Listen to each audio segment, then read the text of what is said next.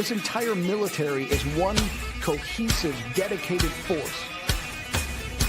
And the threats to our nations, they don't sleep. They're watching our every move. Iran, Russia, China, North Korea, ISIS, Al-Qaeda. They may be watching this right now. Our military should not be mistaken for a cable news gabfest show.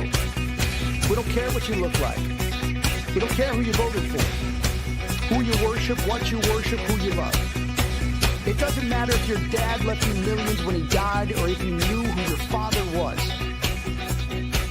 We have been honed into a machine of lethal moving parts that you would be wise to avoid if you know what's good for you.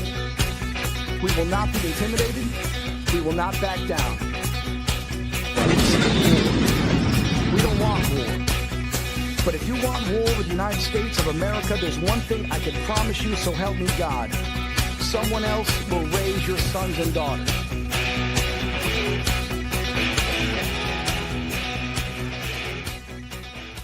Opinions expressed in this program are those of the speakers and do not necessarily reflect the views or positions of any entities they represent. Find us on the web at mbradio.us. All right, good evening. Welcome to the Farron Dozier Show on KCAA Radio, 106.5 FM, 1050 AM. Also streaming from the KCAA Radio.com website and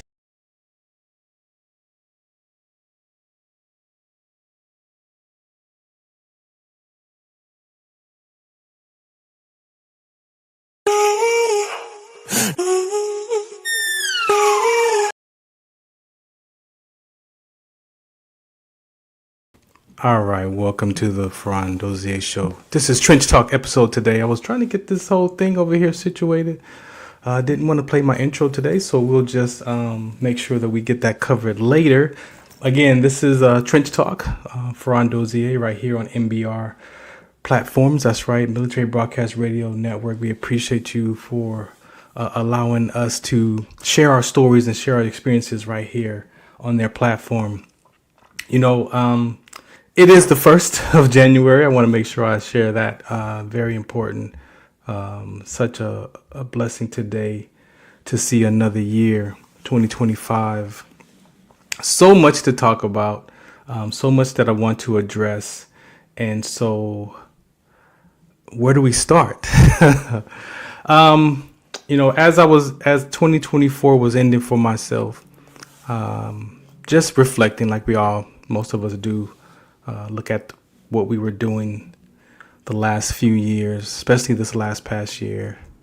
And I said what we're doing, right? But for me, I also look at who was I being last year? And the being was my experience of myself, right? Not the stuff that I was just doing in life, but my experience of myself in life. And that to me is just so important because sometimes we don't realize our character. Sometimes we don't realize our behavior, right? And so that's something for me that I've been paying attention to literally the last 14 years of the experiences that I've been through. And so we're going to come back and I'm going to talk to you about some of this very important discussions that I want to bring to you today on the Trench Talk segment. Yes, we talk about all types of conversations here. This is a variety type of show. So there are things that we talk about specifically around sickle cell trait and sports and mental toughness and things like that, community outreach. But then there are some things that, you know, I also care about that I want to address here as well. So again, I appreciate you for listening in today. And then we'll come right back and get into some of these conversations right here on Trench Talk. Shout us out. Introducing LT Defense Tactical Gear, your ultimate solution for top-notch protection and performance in the field.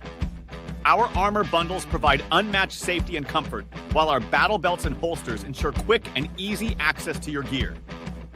Stay prepared for any situation with our high-quality medical supplies, designed to keep you ready for action at all times. Looking to enhance your skills? Our firearms training programs will take your proficiency to the next level. Trust LT Defense for all your tactical gear needs and gear up for success on the battlefield. Some of us still carry the burden of battle. It threatens to drown us in our everyday lives. In battle, we had our weapons and combat gear to keep us safe, to keep us confident. But when we returned home, we were not armed with weapons and gear to cope with our own minds. I was lucky to find my combat gear, my mental weapon, and it's called Calmago. Calmago is a drug-free device that allows you to achieve calm in less than 3 minutes.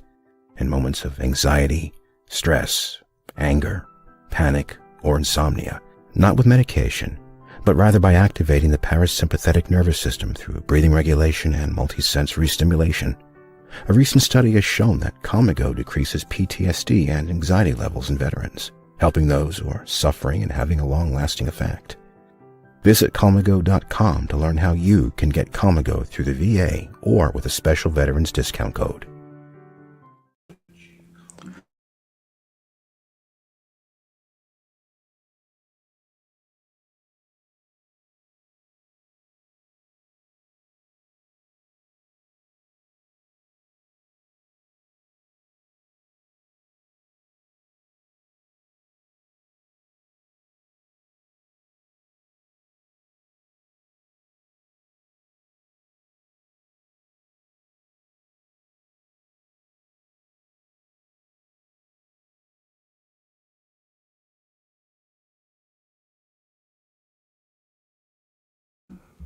All right, welcome back to the Farron Dozier Show on MBR platforms. Again, thank you so much for tuning in again today. Yes, we would, like to think that life is just such a, particular kind of way where it's just a lot of peace and comfort and niceness. And by it being the first of the year, I know people always kind of figure out, what's next for them in this coming year and just all these goals that we set, which is fine.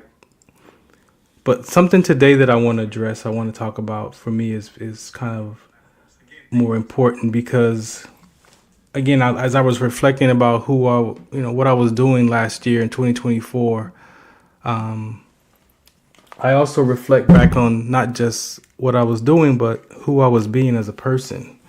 And I believe that focusing on our character sometimes is important.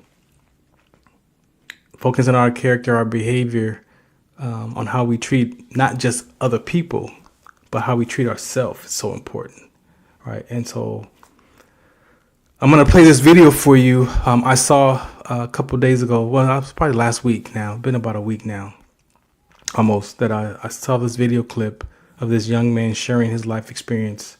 And, being trained and developed as a listener, I can say that 14 years in this education that I'm in, definitely listen different than the average person.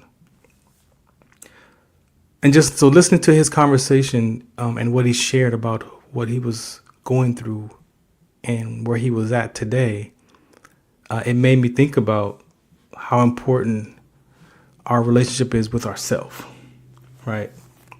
And I know this is not a normal conversation. We don't walk around and talk about how I think about myself or how I feel about myself. Usually we're always out pointing our emotions or feelings towards something outside of us. But yet then when we do deal with what we deal with inside, it's more of in the silence. It's like, I'm not going to say that out loud. Like, I'm not going to tell people I don't love myself today. I'm not going to tell people how I feel about myself, that I'm not worth it. Like, we don't say that stuff out loud. We say it to ourselves, but we don't say it out loud. And so I'm going to play this clip for you. And I just want you to listen to what he's saying. All right. And the disclosure is, this is not about politics. This is not a political conversation.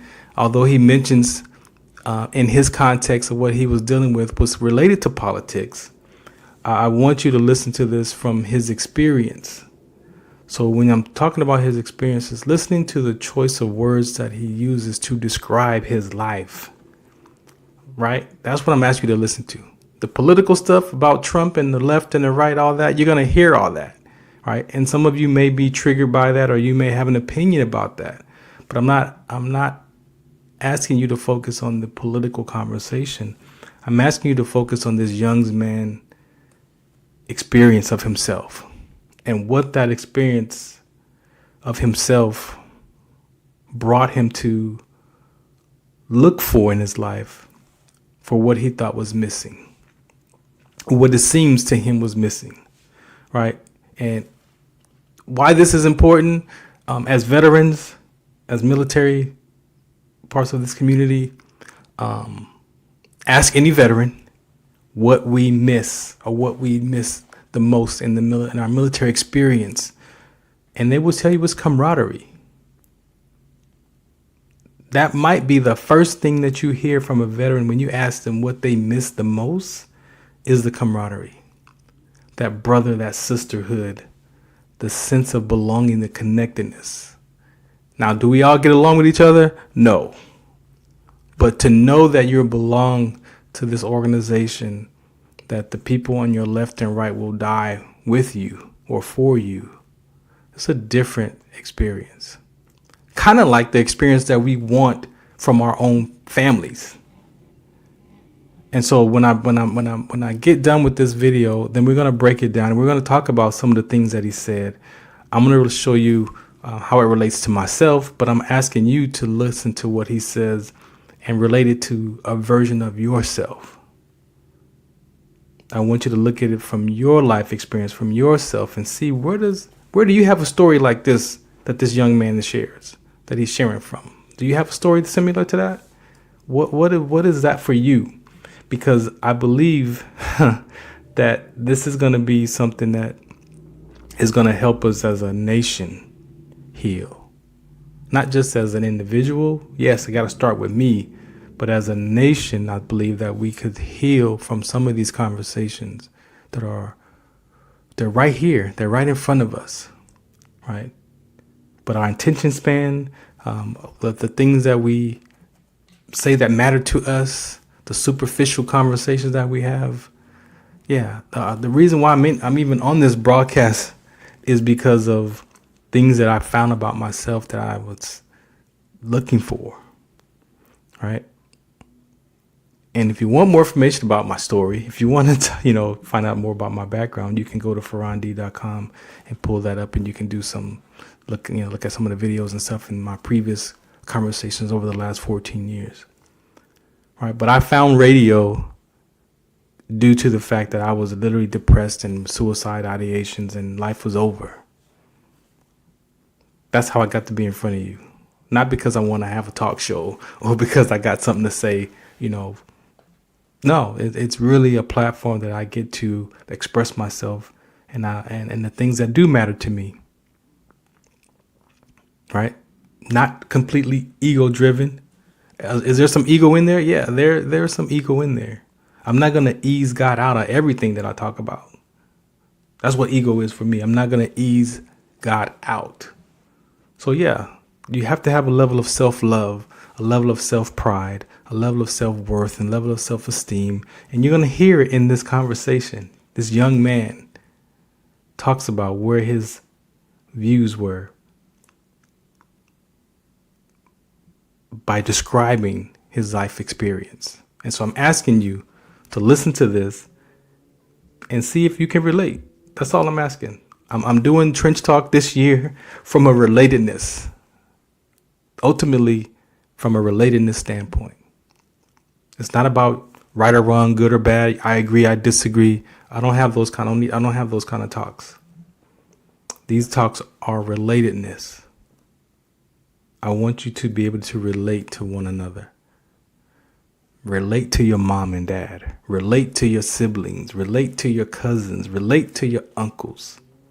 Relate to your neighbors. Relate to your friends. I don't even want you to understand me because I don't understand Farron completely.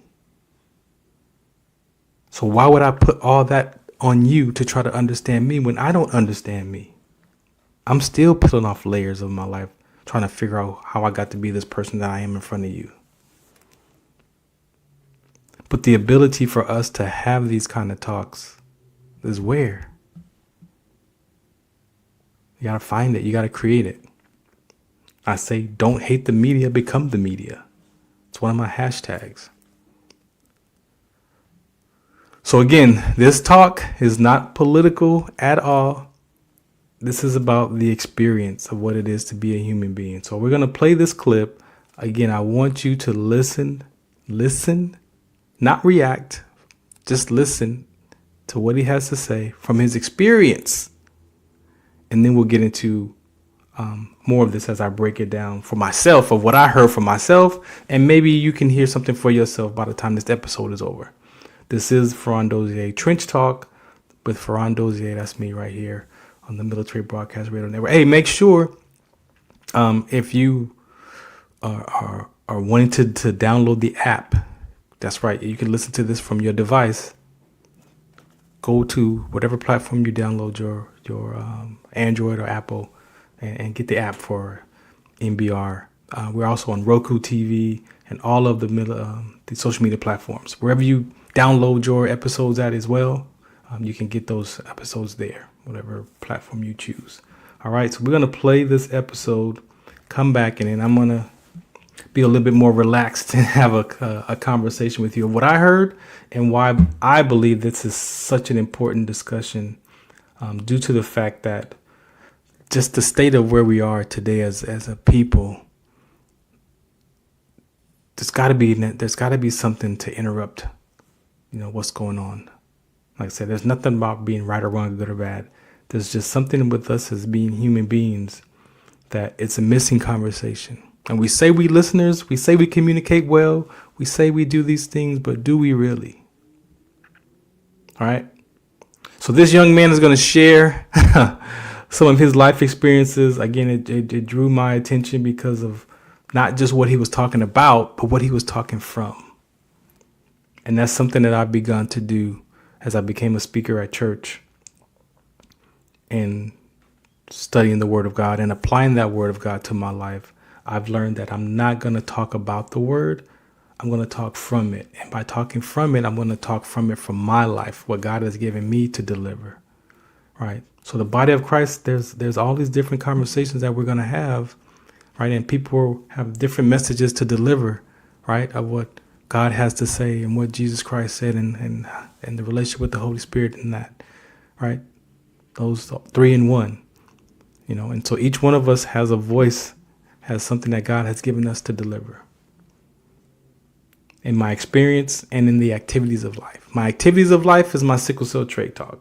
That's my activity of life that God gave me. I was born with that gene in my mother's womb, passed down through the generations of my family to have a sickle cell trait talk, to experience those complications, to almost die from it, to become an advocate and now share information so maybe people can get more information that wasn't being shared years ago. The risk factors. That's my activity of life. But who is Farron when Farron shows up with no rank, with no broadcaster, no basketball team owner, just who is Farron as an experience? And this guy right here shares some of where those experiences come from in us and how we can deal with those and how they even show up in our life. All right, so let me go play this episode. Let me play a PSA real quick first, and then we'll come back and we'll get right into this conversation here. This is Trench Talk with Farron Dozier on MBR.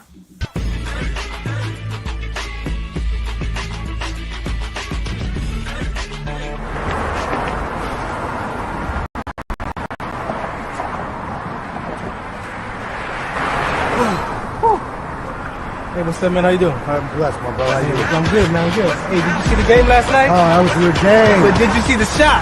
I lost money from that shot. Oh, too, man, that shot was cold, I man. hated it, but it was good.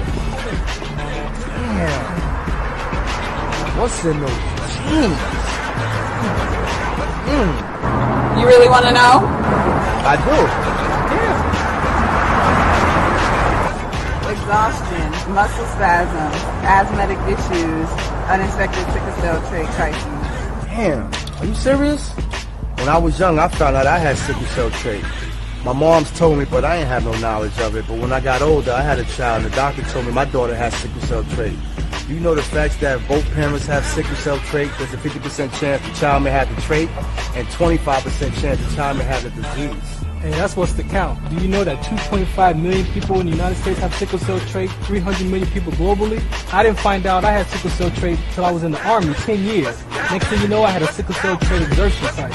Sickle cell? I thought that was a black gene or something. Nah, man, the Latin community is number 2. 1 out of 36,000 babies are being born with sickle cell disease. You could be Caucasian, Mediterranean, European. You gotta know your bloodline, man.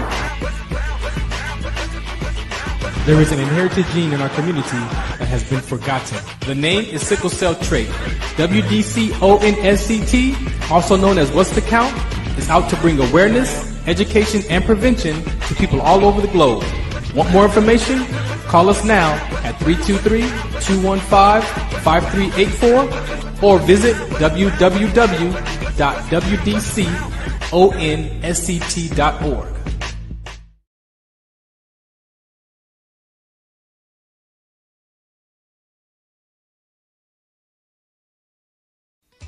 All right, good evening. Welcome to the Farron Dozier Show on KCAA Radio, 106.5 FM, 1050 AM. Also streaming from the KCAA Radio.com website and mbrradio.us. I was 14 when Donald Trump defeated Hillary Clinton in the 2016 election and became the 45th president of the United States. I grew up in a very conservative area, and me and all my friends, young teenage boys, were of course very conservative, and all we were excited about was making fun of the triggered people online who were crying hysterically and thought the world was ending.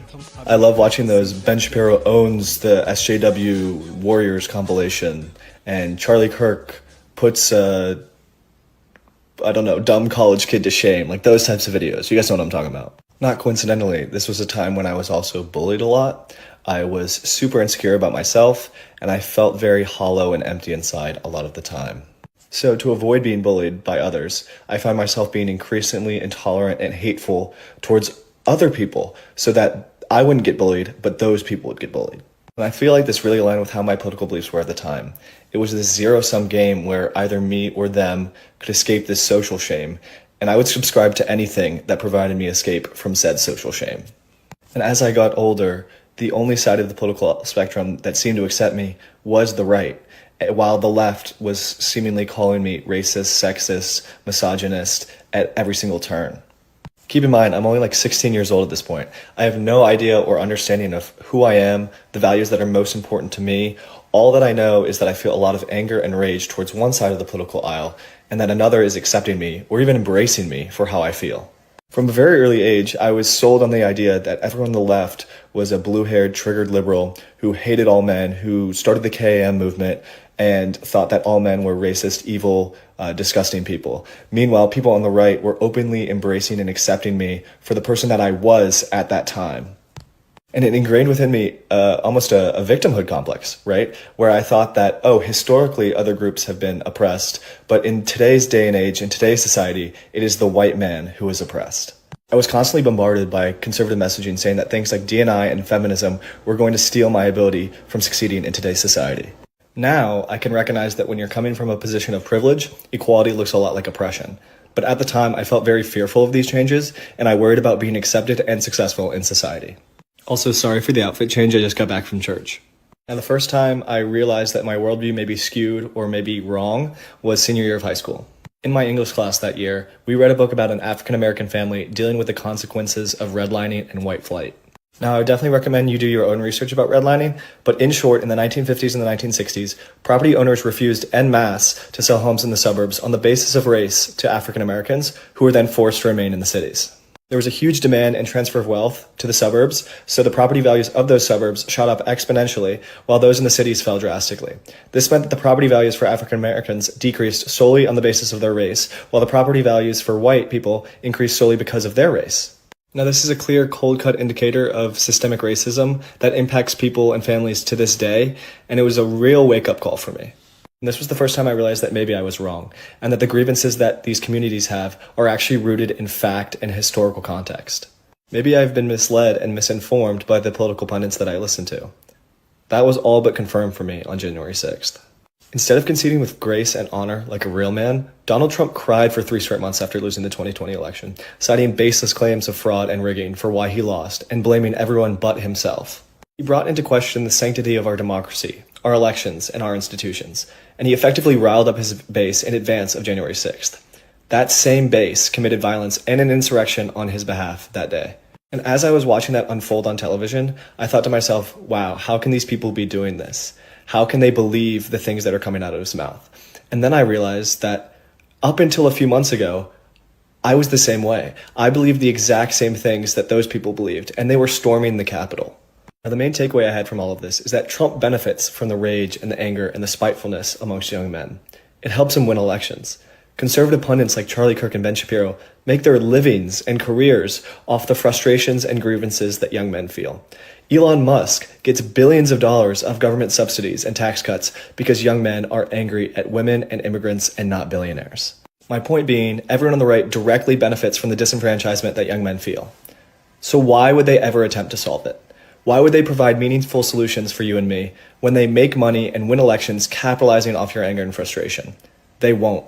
They will only provide you with new enemies to channel your frustrations onto, but never the ones that are actually causing it, themselves.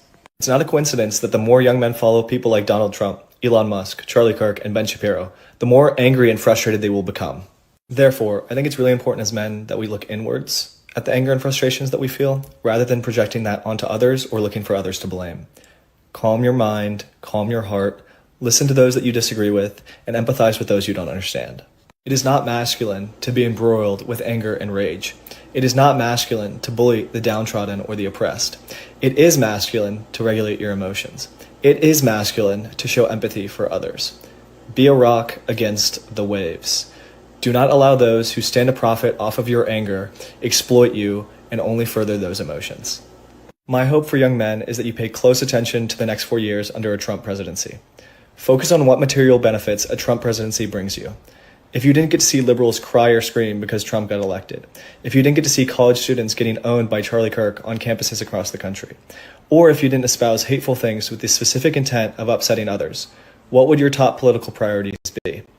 His promises of lowering gas and grocery prices will not happen given his proposed economic platform. Trump will not lower the cost of housing, of healthcare, or your taxes. He's not working for you, he is profiting off of you. When your entire ideology is structured around making others sad and unhappy, you will not find peace within yourself or happiness in your own life.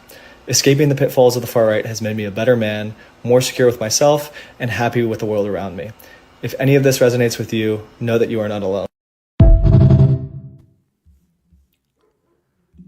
All right, welcome back to the special episode of Trench Talk with me, Farron Dozier. I hope you enjoyed that. That was 6 minutes, 6-minute talk by that young man there.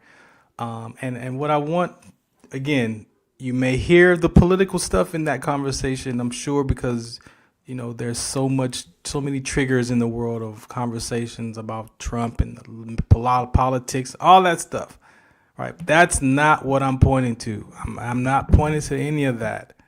I'm pointing to his experience. Did you hear the young man experience? That's the context of this conversation for this broadcast, for this show. We're not talking about politics, because when you get done listening to me, you might realize that this isn't a political conversation, that this is about life and how our sense of belonging as human beings are so important that they're driven by our ideology, as he mentioned, your philosophy, your theology. There's so much going on in the world. And so I want to just point out a couple of things of what this young man said that I felt was so important for us to have this talk today. All right. So the first part of this conversation, in the context of the human experience, his age. Did you hear his age? He said he was 14 years old in 2016 when this whole Trump and campaign and all this politics stuff was happening. He was 14. Now, as a 14-year-old, he also mentions what he was dealing with in his life at 14, being bullied We're going to definitely talk about that. What was his experience of that? Insecure and hollow. That was his experience. Did you listen to what he said about what was going on at age 14 in 2016? He was being bullied. He felt insecure and hollow. Now, whatever your insecurities are for yourself, you got to figure that out. Whatever hollow means to you, you got to figure out what that means to you. My point is, 14 years old. Being 14 years old. What does that look like at 14? Well, let me tell you what it looks like. It looks like by the time you're 12 years old or so, 12, 13, 14, 15, 16, you're probably not talking to your parents as much. You probably are disconnected from your mom and dad if you have both parents, or you have an opinion about your mom or dad, whoever's not there in that house, whatever that is, whatever your dynamic was. By that age of 12 to 16, you're probably not talking to your mom and dad. Not because you don't want to, but because now there's a disconnection between you and your mom and between you and your dad. And that's what I'm pointing to for this first part of this conversation of being a 14-year-old. What was it being a 14-year-old like when you was growing up? 12 years old, that elementary to middle school transition. The work that we do, we talk about that specific transition of change, of identity. Because I'm not talking to my mom and dad no more, whether I felt like they abandoned me or whether I felt like my mom disappointed me or my dad disappointed me, whatever that alt is that you have, that you think about your mom and dad when they come to your mind about that negative context about them, what they didn't do for you. That's probably where that conversation was broken at. It's easy to look. So now we talk about that. So by 12 years old, elementary to middle school, the transition is you've got more teachers, more classes, more students, and now your identity is trying to figure out, who am I? Remember, because I'm disconnected from my home now, my parents aren't listening to me. Mom, you're not listening. Dad, you're not listening. We don't get into that topic too. That at 14 years old, his experience of himself is insecure and hollow. And he's looking for his identity to attach it to something outside of himself, outside of his parents, outside of his home. So what do? At that age, we turn to our peers for acceptance, for love, to embrace us, whatever that is for you. You ain't got to Google this.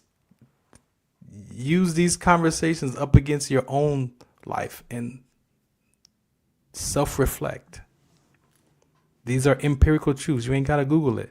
Look in your own life and see where were you at that transition into elementary to middle school. What was your identity attached to? That's number one. That was the first thing I heard him say. Because when I looked at my life, I was like, oh, shoot. When I was 12, 13, my identity was trapped in basketball. Because I had changed from different schools. We moved to another neighborhood, and I went from this one school to elementary to junior high school. And then from that junior high school, I went there 1 year. So then we moved. So I had to go to another junior high school because this school was closer to the house. And so now, how do I fit in? I'm 13. How do I fit in now at another new school? And it was basketball. I walked to school. I seen the kids playing the basketball courts in the morning before school. And I walked over there and I started shooting around. And that's where you would find Farron. Before school, recess, lunch, and after school. Now, I couldn't tell you that back then at 12 or 13. But today, after doing the work and applying those principles to my life and self-discovering and realizing where my identity started and came from, that was one of the key points, was that acceptance. to belong to my peers and embrace with my peers.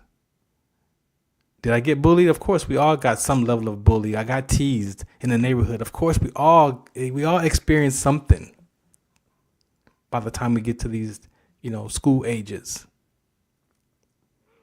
My point is, he pointed out that he was insecure and hollow, and his identity was thwarted.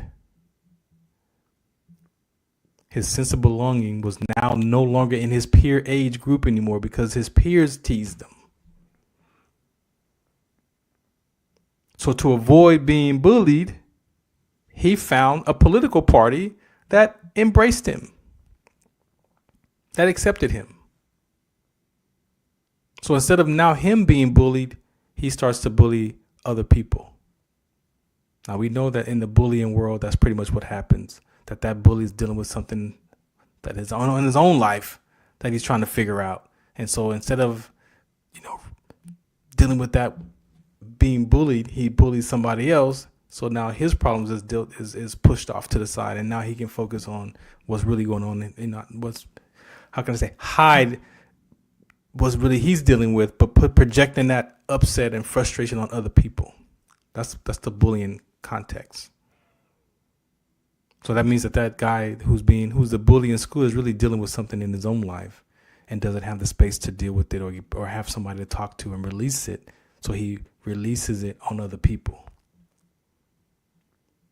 Another experience he said was he became intolerant and hateful. He said it became more of a me and against them.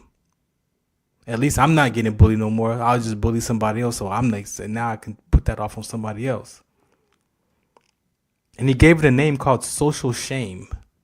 Shame is just, it's a stronghold in the Bible. Shame.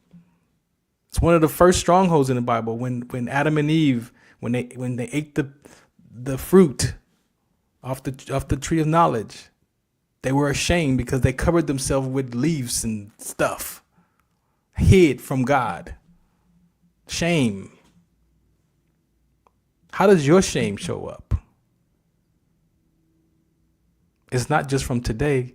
There's some past shames that we carry over as adults that we live from. And so when he said that, I was like, man, geez, he's saying everything that he's dealing with. And so he was accepted by the right in his experience. He felt accepted by that political party, by those people who were in that right wing.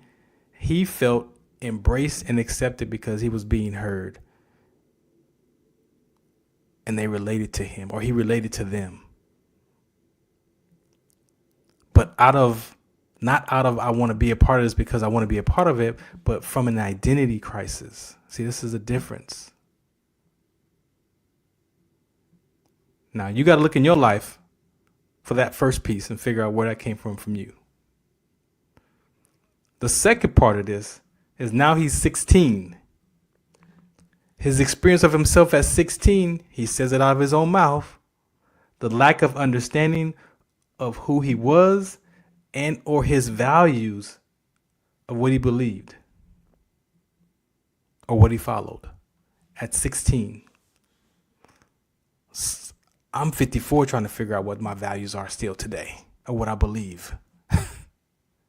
Most of us are still trying to figure those out if we tell the truth, because we have so much opinions about stuff in life.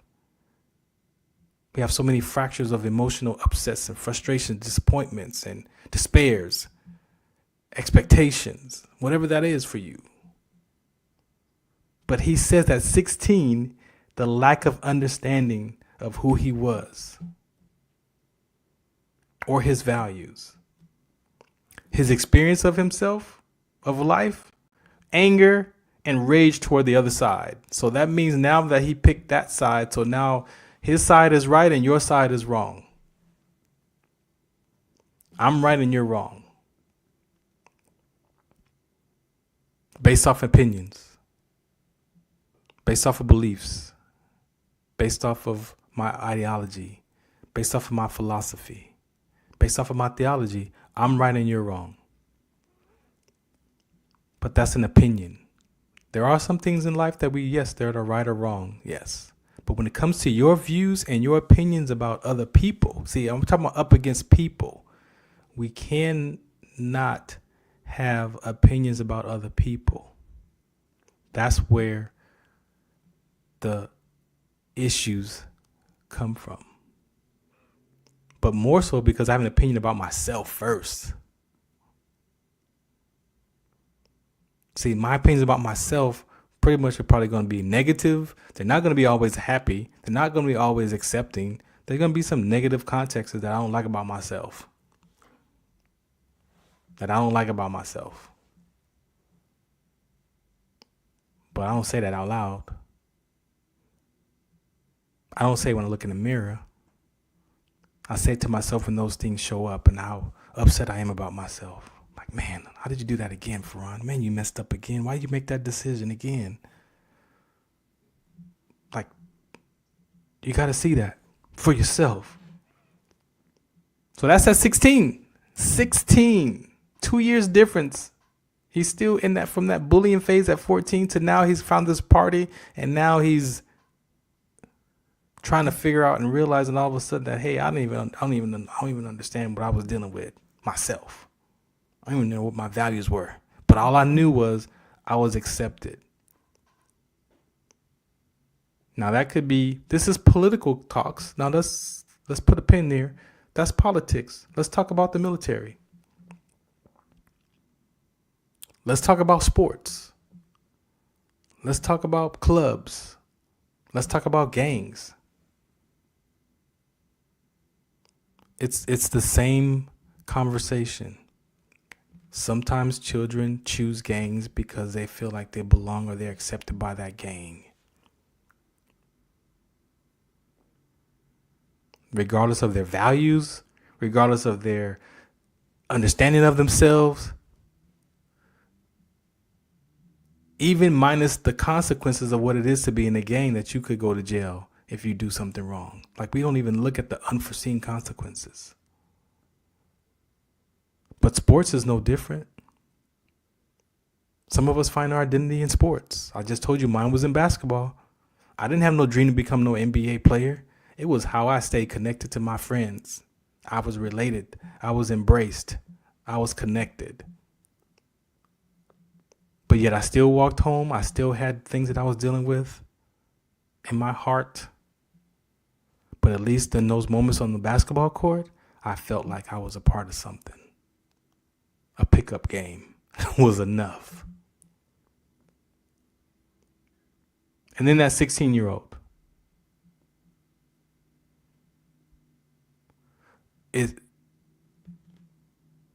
This is why I'm having this talk with you today. Because we were all children. We were all teenagers. We were all in elementary school. What is that for you? And that's the part that we got to start to look at as we self-examine ourselves, as we become self-aware of our behavior. Not what you do in life, your character, your behavior, your beliefs.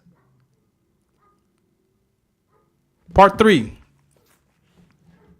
He was accepted and embraced. So I said, what's the difference? What's the difference between being embraced? Because those are his experience of being accepted and the experience of being embraced. So embrace is welcoming. He felt embraced. He felt like he was welcomed in that political party. He also felt accepted. Accepted is acknowledging without expressing strong positive feelings about it. Being accepted. Acknowledging without expressing strong positive feelings about it. He just felt accepted. And he felt embraced. Welcoming. Even though it was some corrupted conversations and some corrupted things that created that conversation, that attracted him to that. That's the power of belonging. That's the power of the sense of belonging, to be accepted, to be liked, to want to be a part of something.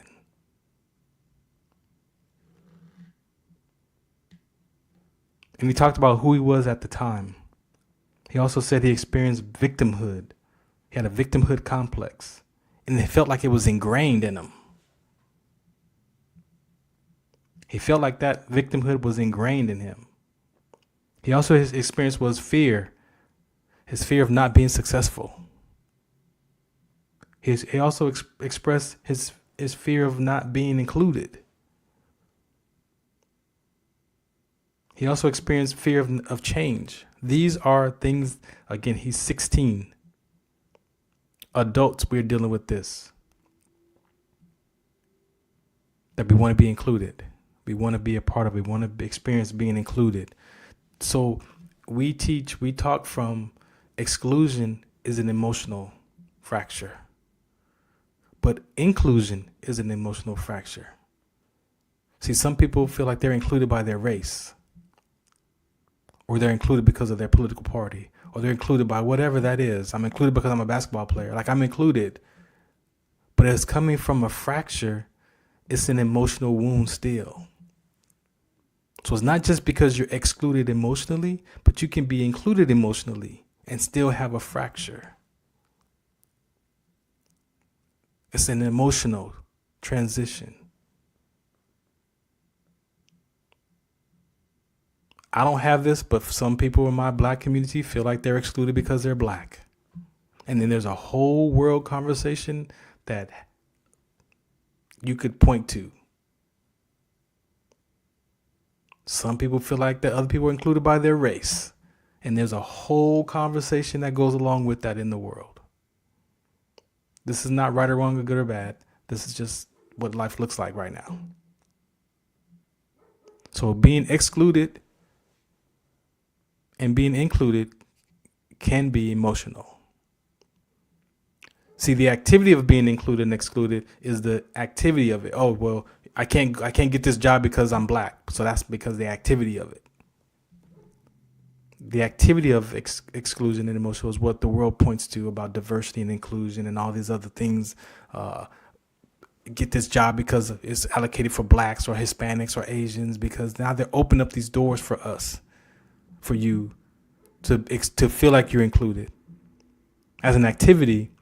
But if I don't feel included by my own emotional state of mind, I'm not going to walk through your door.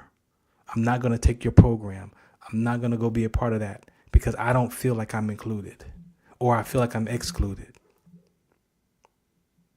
Even if you give me opportunities, I still may not go through there because I don't feel like it. I'm included. The feeling, the emotional state of that. It's not the activity of exclusion or inclusion. It's the emotional state of it.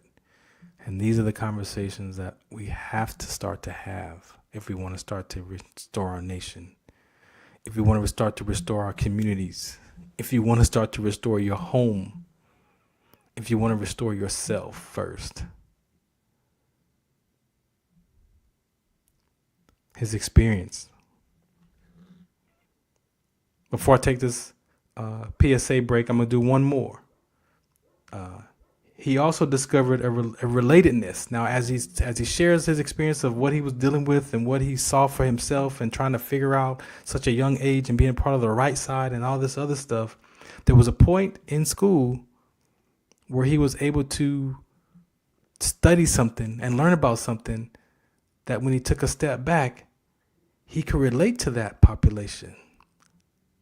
About blacks being redlined. There's a whole conversation about that in the world, about blacks being redlined and not being able to buy property in certain areas and all this income, and you can't live over here. Like, that's a real conversation. And we got evidence of that. But he read that and he could relate to it because he put himself in that situation. Then he looked at his own life experience and was like, wait a minute. If that's what that looks like for them, what does this look like for me? And so he saw himself in another community. He pointed out the facts and the historical context. Yes, there are facts. But guess what? Facts can change. Facts can change. Because there are truths. There are empirical truths. There are divine truths.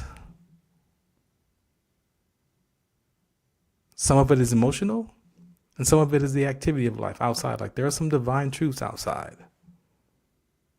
There are some things that are factual, but then there are some things that are divine. And they're truths. They're not facts. They're truths. So facts can change. The historical context, that's a whole conversation by itself in the world right now. We are talking about history. History this, history that, history this, history that. We don't even know what the true history is. But you can either focus on what history says, or you can focus on today and figure out it's your turn to make history for your life, for your family. So I can reference the past and live from the past and be upset about it or excited about it, the history. But how does that play out in my own life today? And so one has to determine that for themselves. One has to figure that out for themselves. And sometimes your opinion about that is not the other person's agreement opinion.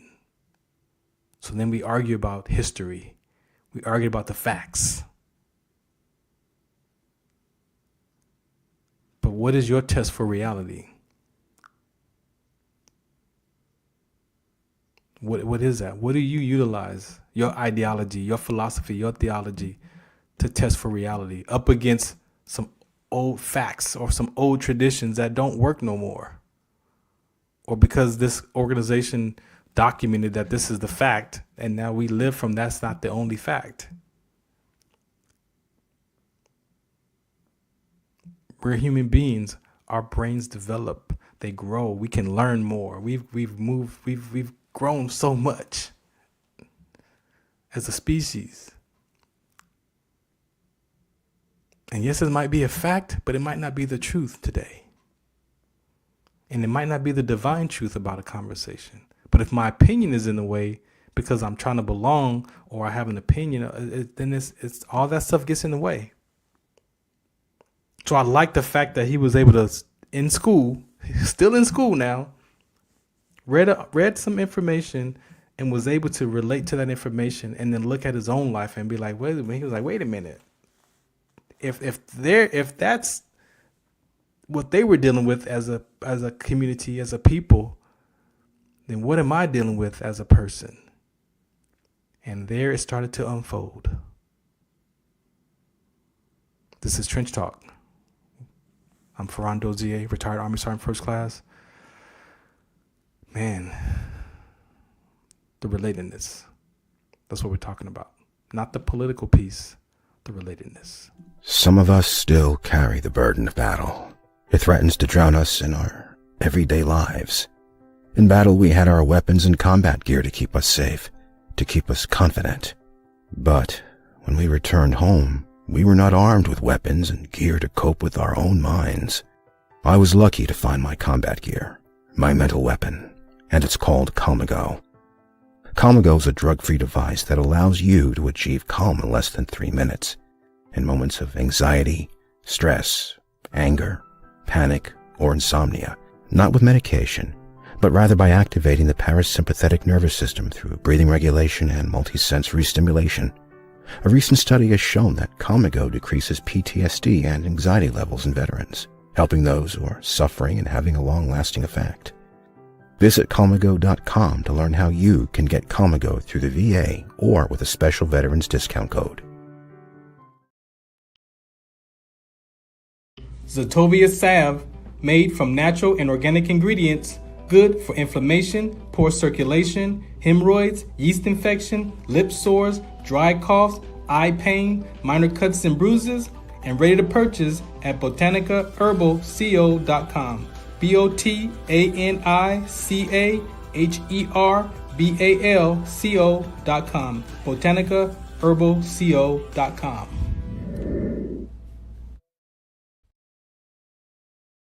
Do you remember studying sickle cell in biology class? What's the Count on Sickle Cell Trait Prevention is here to bring you awareness, education, and prevention conversations around the risk factors of this inherited gene. Visit wdconsct.org.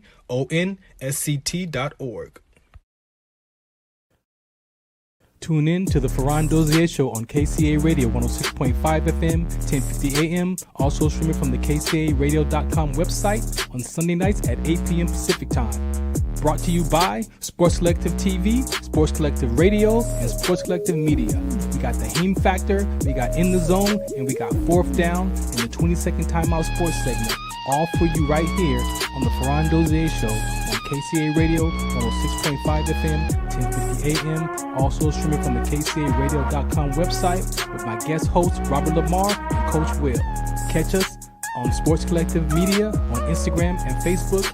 And make sure you watch us Sunday nights at 8 p.m. on KCA Radio 106.5 FM, 1050 AM. Also streaming from the KCARadio.com website. Music, talk, sports, and so much more. Farron Dozier Show.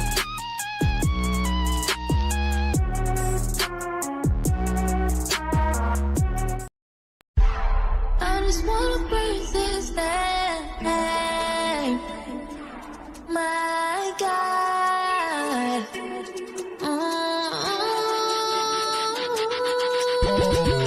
Lift this name up high, dedicate this life, give 'em all we got. Testify with our hands out, I keep 'em up in the sky. I just wanna praise. I just wanna praise. I just wanna praise. I just wanna praise. I made it up out of the city, avoided the hate and the gritty. Me and my little brother, my lovely mother tried to make it easy, but we was some knuckles though. We used to let them knuckles throw. We used to let them chuckles go when we thought about the places we would go. Yeah, lights off. Yeah, no really. Lights off. Yeah, no money. Lights off. Under the candlelight. Yeah, that's right. You can catch me on KCAA Radio 106.5 FM, 1050 AM, and at KCARadio.com Sunday nights at 8 p.m. That's the Farron Dozier Show over there, AM/FM radio. More of a sports and highlights, and still some life talks over there too. It's a variety show over there too as well. Also on Lit Live. Yeah, it used to be Dash Radio. Now it's called Lit Live. You can catch me on GH3 God's House of Hip Hop. That's my Christian hip hop talk show. Shouts out to J Love and Lillian, we started that together, and now Jay, they took a break. So myself and One Way TK is over there doing the interviews and playing some of the hottest Christian hip hop music. Yes, the Christian hip hop music is not whack anymore. It's just some really good Christian music, hip hop music today. So you can catch us over there interviewing Christian artists, sharing their stories about their background, what brought them to Christ, things like that, and play their music as well. All right, so again, we're talking about this young man who, again, for me, it was his experience of his life spoke to me more than the political talks. So I'm not addressing the politics. I'm sharing this conversation from a relatedness conversation so that you can see for yourself another perspective or perception or interpretation of life. That's not just what we do in life, but who we get to be in life. And a lot of times it's from our identity. And usually it's an identity crisis, especially for men. I know women have it, but I'm not a woman. But I do know it's a human being flaw that we deal with. So women are included. However, for men, yes, that identity crisis. Whew, and when they happen are early in age. We teach it from 12 and up. The personal development courses that I take, they start at 8 years old. Now imagine you had this knowledge, these principles at 8 years old that you start to develop from. Because see, at 8 years old, you're really only dealing with maybe disconnection from your parents, maybe one parent by the time you're 8. I mean, you got an opinion about your parents by 8, but look, healing stuff from an 8-year-old perspective versus healing where I started at 40. 40, I started. Imagine there are children who are starting to heal at 8. They don't have that much stuff to deal with. Maybe school is boring and things like that. That's probably about it. Again, maybe a little disconnection from the parents or one parent or whatever that household dynamic is. See, because people think, oh, you got both parents in your house, that your life is better. Not necessarily. The whole conversation that we want to have about one parent, two parent households. Not always, it always doesn't mean it's better. You can have both parents in your house and still the child feels like they don't belong. Because the belonging is not connected to just having both parents. There's a natural break in communication between that child and that parent. Natural break in communication. Natural break. And we teach this. We have conversations about this because this is what it looks like. He went from being bullied to joining a political party who he felt like embraced him and accepted him. All while dealing with his emotional state, his experience of himself. And at some point in that clip, he shares that he realizes that, wait a minute, what am I dealing with? And so this next part here is being misled by the party he was accepted by and embracing. Now he started to feel like maybe this party that I'm a part of is actually not where I want to be. Maybe this might not be the right party for me. Now that I've realized that I've noticed something about myself and who I'm being, and I'm projecting my bullying up against other people, but I'm still dealing with my own stuff. He had an awakening. Something triggered him to self-reflect and look at it from another perspective. He heard something. Sometimes it's just a conversation. Sometimes you gotta challenge your opinions. You gotta challenge your point of views. I had to get a whole nother ideology, philosophy, and theology at 40.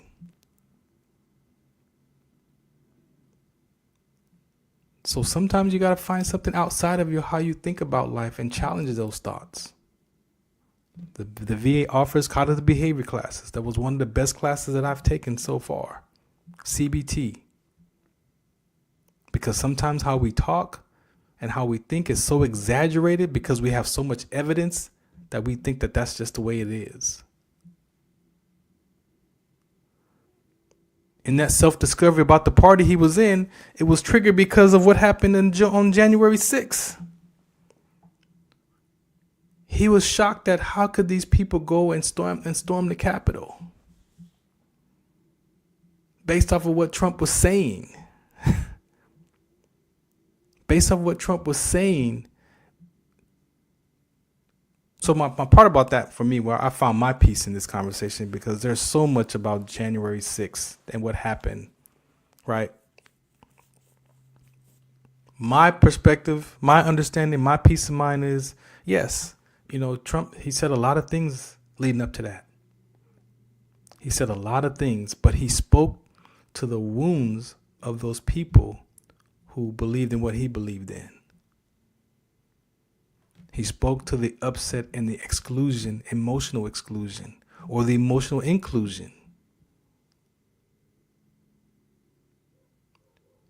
And so they, from their fractures and their wounds and their unforeseen consequences and charged by what he had to say, they followed that and they did they did it. But again, it's not the activity of that. It's the conversation about that. That's what he spoke to. He spoke to the upsets and the frustration of those people who believed in what he had to say about life and their life and the systems and the world systems. And it's funny because it's not really funny, but again, when I found my peace in this whole political conversation, I found my peace. And my peace is that even in 1981 with Ronald Reagan and Lee Atwater,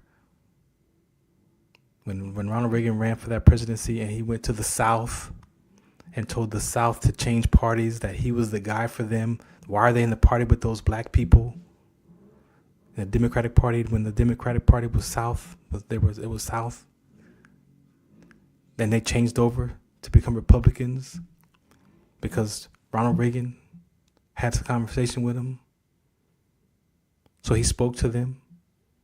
How can the president say this? The government has your problem. I'm the president of the United States. I'm running for president, and I'm telling you that the government is the problem. I'm a part of that government system. One part of it. Like, that doesn't make sense. How can you say that the government is your problem and you're a part of that? You're a part of that system. So the South changed over from Democrats to Republican, but they didn't change their hearts. Maybe the upset is ingrained in their culture. Maybe the upsets are ingrained in their thoughts because of, again, what happened between the North and the South. Like, we can go all the way back to, that history, right? We can go all the way back to history and discuss what it looked like. Because we know that in the South, there was Jim Crow laws. The South wanted control in the state. So you have all those, and that's ingrained. So those are the children's and children's of the children today, but the South is not Republican. But when Ronald Reagan did that, he unhyphenated all of the white-skinned people. The Irish, the Polish, the German, Jewish. Look. They're not hyphenated anymore. There are no more Irish Americans and Polish Americans and Jewish Americans. They're just white. But doing that from an emotional standpoint, now I'm included by race because I'm white. I can check the white box, possibly. And the other side of that exclusion is African Americans, Hispanic Americans, Asian Americans, those of us who are still hyphenated. See, those were some emotional wounds back then. This is 1981. It's 2025. And we're still dealing with some of those emotional wounds, fractures of our character, of our behavior, is where it gets expressed out at. Now, that's empirical truth. Look at it. You ain't got to Google it. Look at it. Exclusion is an emotional. That's what we teach it from. It's not what you do for me. It's an emotional charge. So he discovered, how could they storm the Capitol? And that's where he was like, wait a minute, this might not be the party for me. He challenged his thought process. How do I believe what people are saying? Especially when they're speaking from an upset and a frustration. And maybe some people are capitalizing off of your upsets and your frustrations. That's what he was pointing to. The next part of this is his challenge. He challenged his beliefs. He looked to see who was benefit from those upsets. He challenged his belief system, and he saw something for himself.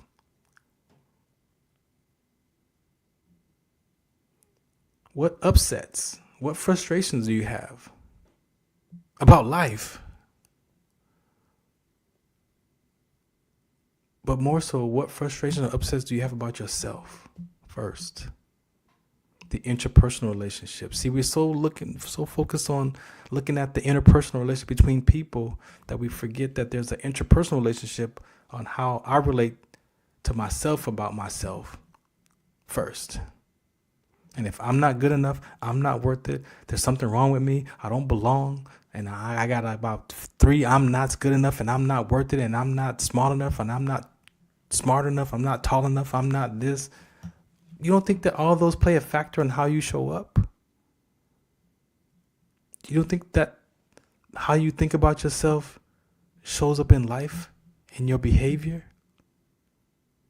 You don't think that?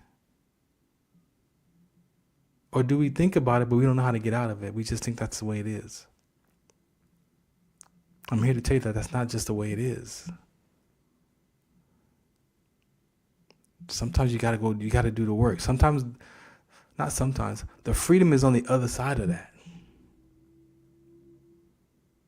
The freedom, you gotta go down that dark hole. You might have to go down that rabbit hole. You might have to go down there and see why you behave the way you behave. Where's it coming from? Could be an identity crisis. As veterans, we deal with that. 24 years in the Army, I didn't know who Farron was outside of that uniform,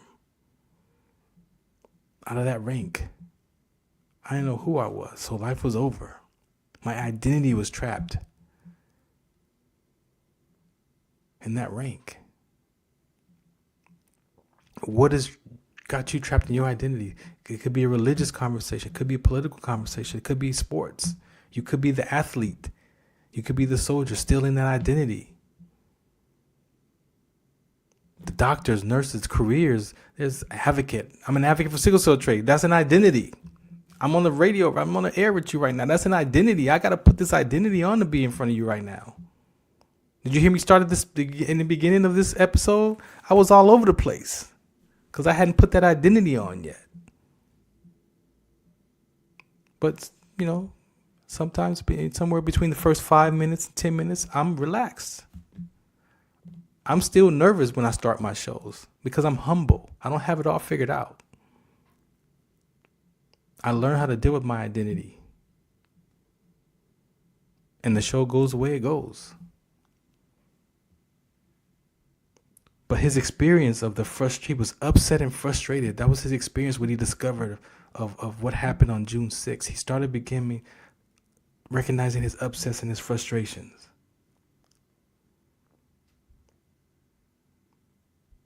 And we tolerate a lot of stuff in life.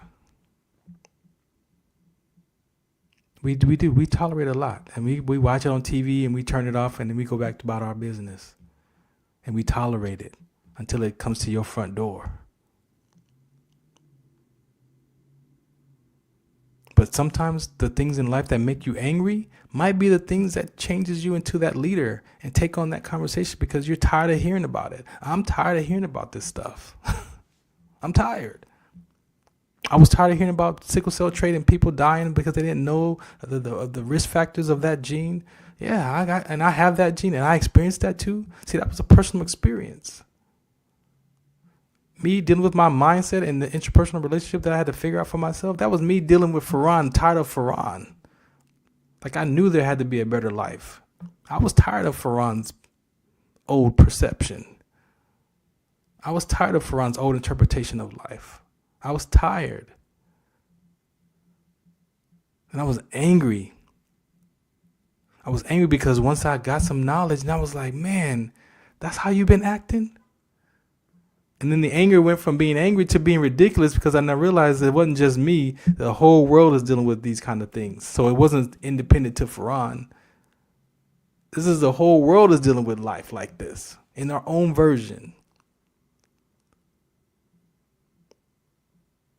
So sometimes you got to take that. We got to stop tolerating stuff.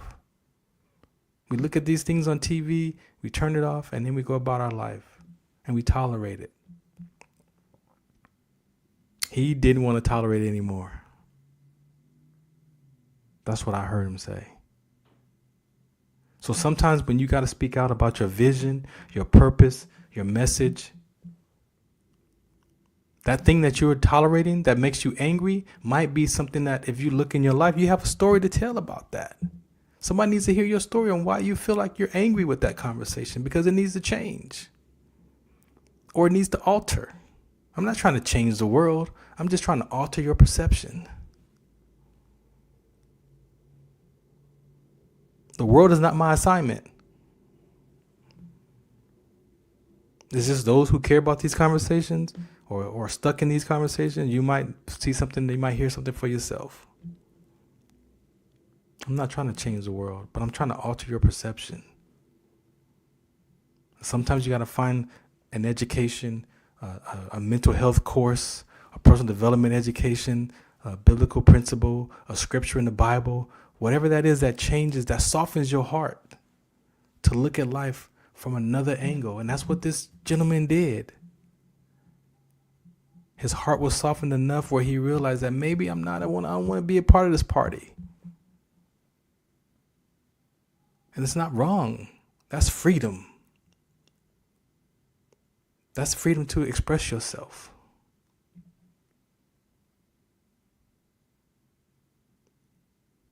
And I'm speaking from that because I went through that process. I know what it feels like. I know what it tastes like to be stuck in an identity and think that life is over or this is just the way it is. And then to challenge those thoughts, to challenge those beliefs, to challenge the religion and realize that it's not even about religion. It's about a relationship with God. And everything else is an opinion about it.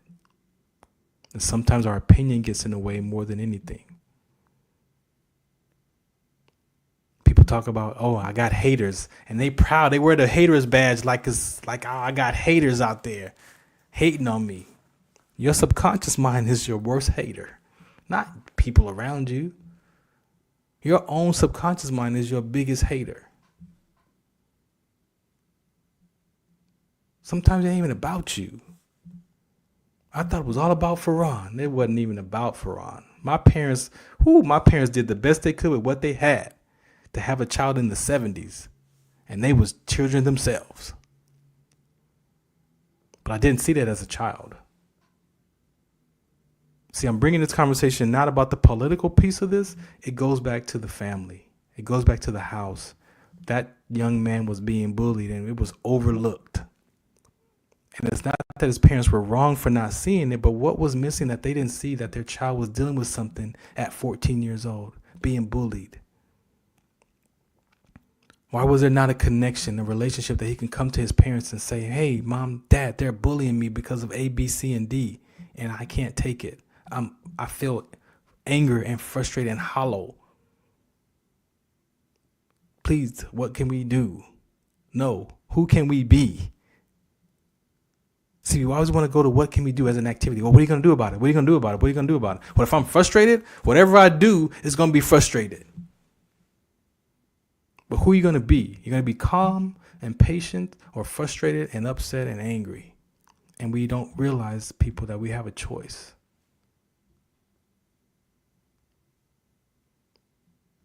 And the last part of this conversation is, he says, why do they want to solve it? Why do they want to solve it? They don't want to solve it. No, of course they don't want to solve it. A lot of these things that we're dealing with is psychological.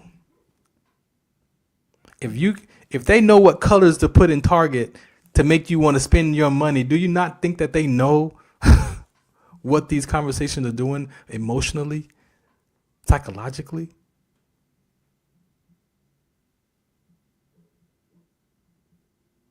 They know. They know. You know. But if you become cynical and resign about life and you collect all this negative evidence, then that's where you're going to be stuck with. Because it's not the decisions that you make. Sometimes it's the reason why you made the decision that you get stuck with. So you can't make another decision because you're disappointed in yourself because I've been making mad decisions. No, maybe it's just the reasoning that you're using is not helping you. Maybe you're defending the reason why, not the decision, because it didn't turn out how you thought it was, or the expectation wasn't there, or I did this for them because I thought they would do this for me and they didn't. So now I'm disappointed in them, but I'm also mad at myself because why did I do that? Why I should have knew better. There's so many layers to this conversation that I can't even give it to you all in one take. I just pray that something that I said triggers you to soften your own heart, to look in your own life and be like, you know what, maybe I need to look at this from another perspective. Not from a black or white perspective, but from a human being flawed perspective. From a what if that looks like that? Then what does this look like for me? If that looks like that for them, what does that look like for me?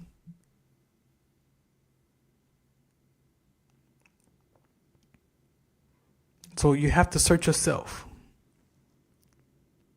You ain't gotta do nothing but pay your taxes and die. You really ain't gotta do nothing. But you gotta be able to look in your own life. You might have to get free from your own past, from your own reasons and decisions, from your own past experiences, from your own perception. My mom never abandoned me. My dad did love me. As a 5-year-old and an 8-year-old, you better believe that was the truth. And I had proof. I had evidence that they didn't. I had evidence my mom abandoned me. I had evidence my dad didn't love me. And I collected it for 30-something years. Until one day, I was able to challenge those thoughts. I was able to challenge that perception. And when I got free from that past story, I got my life back. When I got free from my past story and stories, 10 of them, I got my life back. And then I realized, nah, it's my turn. I'm responsible for. I took responsibility for my life. I took responsibility for my behavior, for the broken relationships, for the friendships that were broken.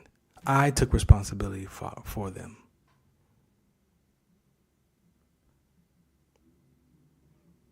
So yeah, sometimes we look in life and we want to blame other people. We want to blame the systems. It's not about blaming the system. As he ends his conversation, he says, hey, look, you know what? Trump is the president for the next 4 years. See what he offers in his campaign that fits you, and go be about that until the next president runs. You see, we're looking for Trump to lower the gas prices, to lower the food prices, but we forget that God blesses us with the money to pay for the gas, to pay for the food. See, now we're going to go the last few minutes on this on a spiritual level.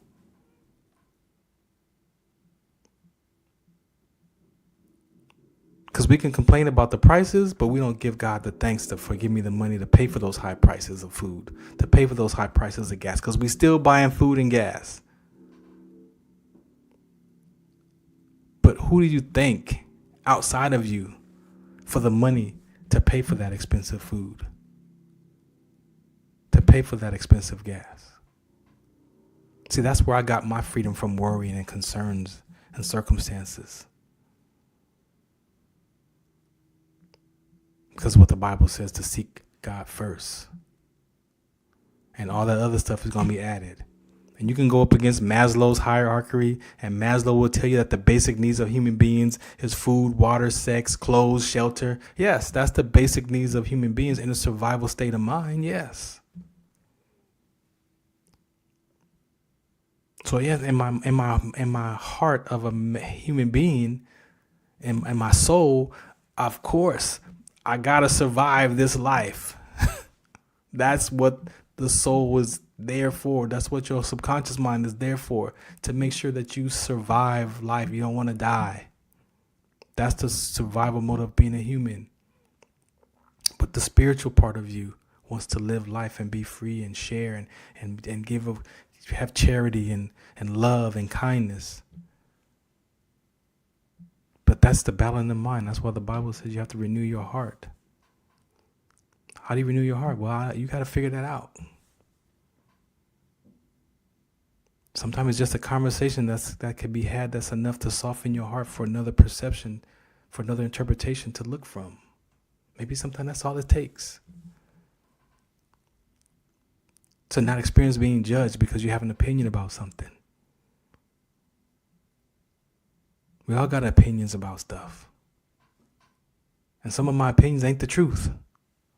And my opinion might be a fact. But facts change. And how I view life may not be the way that you view life. And we grew up with our siblings in the same house, and everybody got a different view of mom and dad. Well, why is that? Because we all experience them differently. And none of it is a wrong experience. It's not me to tell you that your experience is wrong. I'm not saying that. But check and see if it's corrupted. Check and see if it's the truth. You might have to ask your parents and your grandparents what was going on back then. So you can get a sense of what to piece the story together from their perspective too, not just from yours. And so that young man's video that I played for you, it really spoke to me, because where I'm at today, January 1st, 2025, I got a lot of conversations. I care about a lot of things in life, but what it boils down to at the end of the day is that reconciliation and self-forgiveness. That's the spiritual context of it. And being a teenager, being a child, and understanding my story and where I've been through and how my heart was softened and how my perception changed about my parents, those are the two most important people in our life, is your parents. And if that's broken or a wedge or fractured, then how can you have a relationship with other people? How can you have a relationship with yourself when you're blaming your parents for what they didn't do for you? What you think they didn't do for you? So that's what I'm about this year. You're gonna hear me talk about my sickle cell trait talks, because that's my activity of life that I gotta contribute to, that God gave me. I'm a sickle cell trait carrier. People are dying from that inherited gene. Babies are being born still today with a disease that has no cure. And that's not wrong. But the emotional piece of that is there are parents who have had children with sickle cell disease that blame themselves, that wish they had known they were carriers and maybe not have had that child. There are families that had to have an abortion while the baby was in the womb because they didn't want to have a baby with a disease because they didn't know that they were carriers of an inherited gene that could cause a baby to be born with a disease that has no cure. See, there's an emotional piece to that. There's a mental health piece to that. It's not just, I'm not here to tell people to not have a baby or not. Only God knows. But if we're all born for a reason, you're born for a purpose. Even the political conversation could be something that you need to be involved in because you have something to say about that some people don't look from. And it could alter their freedom to choose a party best for them. Or accept the systems the way that they are and find your freedom in the system. I had to find my freedom in these systems. These world systems ain't gonna change. I was born into these systems. I got no control over these systems. But I have the control over how I think about it. So I'm not trying to teach you what to think, but you can definitely teach people how to think. But you got to be willing, though. And everybody's not willing. And so part of that conversation is important to me because, again, we're talking about our children, my daughters, my grandchildren. They're the next doctors and lawyers and presidents and whatever job that they take on. I don't want them worried about the stuff that I'm worried about today. They're going to have their own generational concerns. So sometimes, I'm going to end you with this. Sometimes, see, as parents, there's no manual, right? There's no manual. Okay, so we got to figure out relationships. There's no manual. But as a parent, I've learned that my concerns are not my daughter's concerns. And if I don't allow my daughters to tell me what their concerns are for their life, then I'm going to push my concerns on my daughters. And guess what that does? That creates rebellion and friction because I'm not listening to what they're worried about. See, that's their life. So imagine your parents behave the way they behave because they wanted your life to turn out. And they didn't have the skills to listen to you because they were trying to make sure that everything else is controlled and whatever they went through in their past, they don't want that to happen to you. So they're trying to help you avoid those stumbling blocks and those experiences because they know how negative they are. They know what could happen. But guess what? That might not be your concern.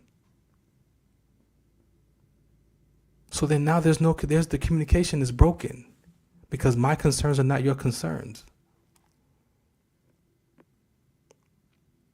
So sometimes we have to look back at our own parents and be like, hey, mom, dad, what was you worried about? What was going on in your life?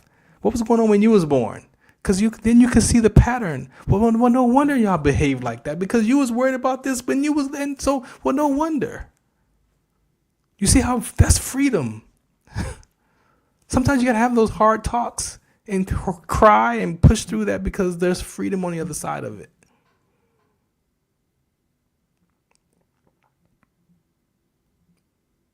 And that's trench talk.